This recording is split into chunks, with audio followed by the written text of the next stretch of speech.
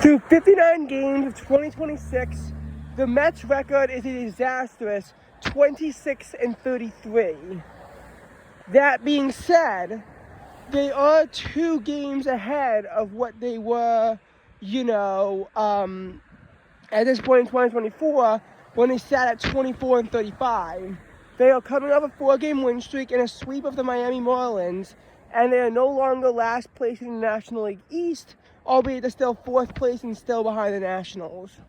That being said, is a Mets run realistic? I'm not sure, but the fact that our outfield rotation is starting to get more consistent is a promising sign. And despite the Mets having some struggles in May of 2026, they finished the month overall with a 16-12 record and finished the month on a positive note by winning their last 4 games of the month. So the Mets, have a huge hole to climb out of after they finished April 10-21. And to their credit, they are starting to dig out of said hole. I don't think if they play at this pace for the rest of the year, it's going to be enough to make the playoffs. If they, play about 4 games above 500 for the rest of the month, it's about 16 games above 500 for the rest of the year. That'll get you to about, well, actually it might be enough. That'll get you to about 87 wins. That might be enough if the Mets can continue at this win pace. However, there is a caveat to all of this. The Mets' schedule in June is a lot tougher. It's not until they play the Royals in early July where they play a team sub 500. They have to play the Braves and Phillies 13 times in the month of June. They start off the month of June playing the Mariners and Padres, 2 teams that made the playoffs last year. Including the ALCS runner-up. And there's other tough teams they've got to play in June as well, though I haven't looked at their exact schedule. Either way, the Mets' schedule does not get any easier. June is a tough month for the Mets.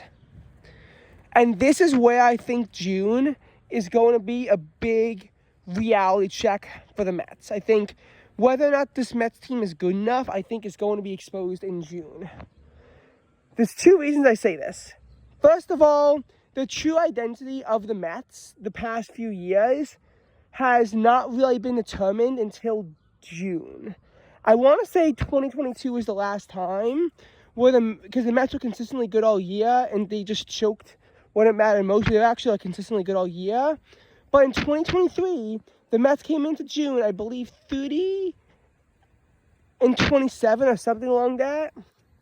And then went 7-19 in the month of June to pretty much put themselves out of playoff position extremely early. Extremely early. So the Mets, being losers in 2023 was really exposed in June. If not for that, they would have been a 500 baseball team. So not going to make the playoffs or anything, but only a few games out of it. They probably, if they didn't have the disastrous June and they played even 500 ball in June, they wouldn't have been, known as one of baseball's worst teams ever. So I think that, in that sense, in 2023, June kind of exposed the Mets for being the bad team they were, because before that, they were kind of just average. A team that had a chance at the playoffs, but not, a great one. Kind of like a fringe wildcard team.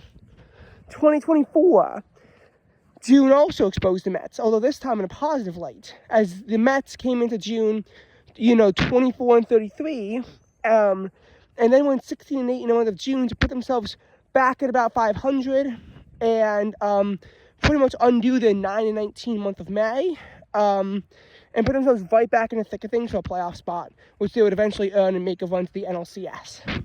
I think June is when the Mets began their torrid stretch that they, are famous for. 2025 was the opposite. The Mets record in June was only 12-15, to be fair, so it wasn't, that bad. They entered the month, I believe, like, I want to say 37-22 or something. And they exit the month, I think, like 47-36. So the record in June wasn't awful itself. It was more so the fact that they started off the month 9-2 and then finished the month off 3-13 that, made it that way. But that stretch will begin to expose the Mets' frauds as they lost their claim as a top team in the MLB and eventually choked their way out of a playoff spot. Although this wouldn't necessarily be exposed until later. 2024, the Mets weren't always consistently good down the stretch either. Their month of August was very shaky as they only went 15-12, and for most of the month appeared to have a losing record throughout the month until they finally went on a hot stretch. And in July 2025, the Mets went 14-10 to make it seem like their infamous collapse may not actually be happening before it just disintegrated in August and September. But I think June is going to be a big test for the Mets here as to their identity. Even bad teams have good months sometimes. We've seen bad teams have months with winning records or something of the sort. In 2023, after the Mets went 7-18 in June, they went 14-9 in July, which obviously wasn't anywhere near enough to make a run at the playoffs, but they had a positive month. Bad teams can have that, but you also had that injury to Juan Soto. The Mets were 3-4 when it happened. They won 4, lost 12, and then I think won a game or 2, and then Soto came back. But overall, they were like 4-12, 5-12 probably when Soto was out. Now, obviously, Lindor is out too. I don't think Lindor is very good. Polanco is also coming back soon. I don't know, if he's very good. But when the Mets got Soto back, they actually started to play better. And obviously, they had some bad series, but their offense is finally starting to look alive. And now with Carson Bench and Ewing up here, and they no longer need to be like this myriad carousel, their offense is actually starting to look pretty good. We know the Mets pitching is good enough. It's not always great, as we've seen, but it's good enough to at least keep the Mets in games. The offense is what was killing the Mets, and it seems to be getting better. After that Puget series against the Marlins and the start of that series against the Reds, now their offense actually, looks alive for once. And the Mets actually are starting to look like a team that, is starting to play better. So, it's hard to tell if the Mets are going to be good enough down the stretch to make a playoff spot. They're still 6.5 games out of a playoff spot, but we know that 6.5 games at the end of May means nothing in both directions. Overall, I think that the Mets are in a bad spot, and no one's denying that.